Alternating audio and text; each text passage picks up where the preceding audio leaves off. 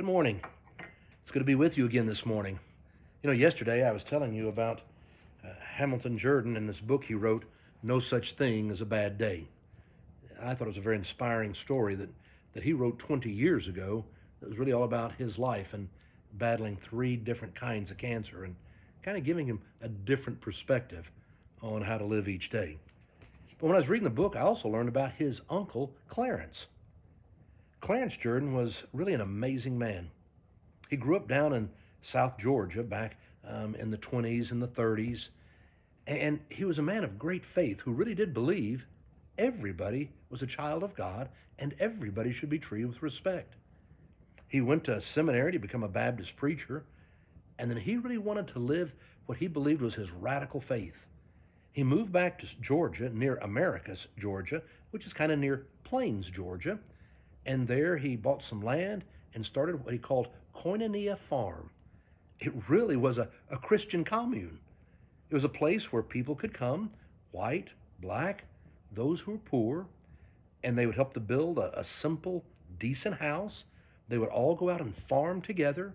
They would share all the produce. People would take according to their needs. Everybody would be taken care of, kind of like the New Testament church in its earliest days.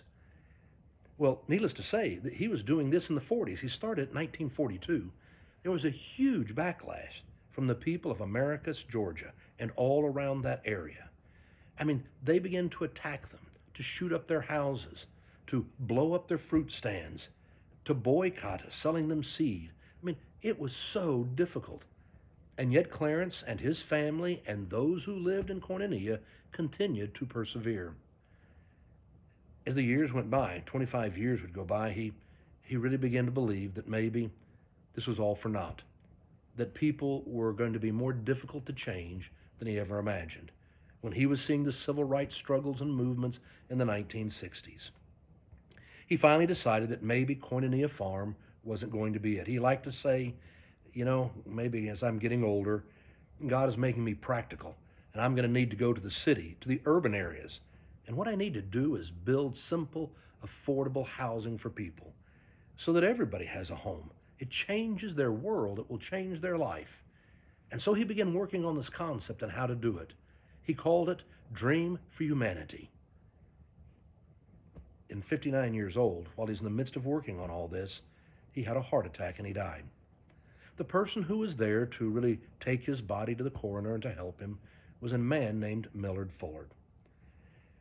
Clarence never could have imagined what was maybe going to happen because of his radical commitment to love his neighbor, no exception. It was Millard Fuller who was there to learn these ideas and hear what Clarence was saying, and so Millard came up with the idea of Habitat for Humanity and began trying to live out Clarence's dream of helping to build simple, affordable housing. I've been reading another book just recently entitled Our Better Angels, and it's written by Jonathan Reckford, who is now the CEO for Habitat for Humanity. Fascinating book, talking about all the different stories and what goes on in Habitat and the difference it makes. What a blessing it has been. Now, 22 million homes around the world have been built. Clarence could never have imagined.